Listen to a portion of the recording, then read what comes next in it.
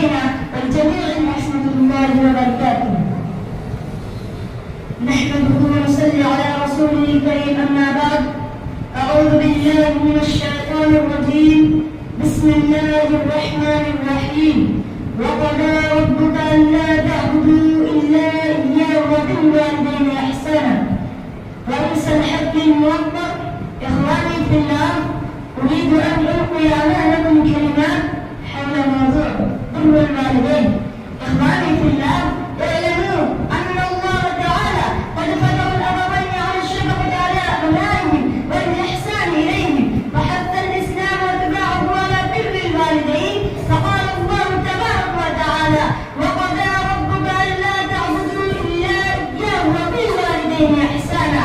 إما يبلغن عندك الكبر أحدهما أو كلاهما فلا تقل لهما أف ولا تنهرهما وقل لهما قولا كريما، واخفض لهما جناح الذل من الرحمة وقل رب ارحمهما كما ربياني صغيرا.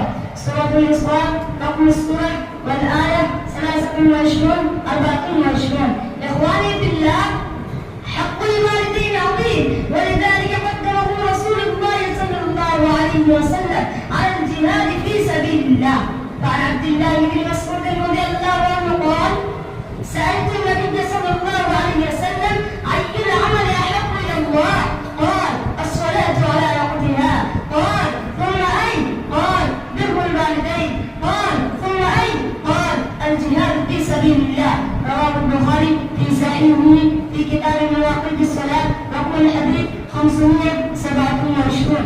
إخواني في الله، إياكم وعقوق الوالدين، لأن رضا الرب في رضا الوالدين وسخط الرب في سخط الوالدين. فاستجيبوا لأمر ربكم رضا الوالدين على كل شيء إلا في معصية الخالق. وبروا آباءكم يبركم عنكم أبناءكم. الله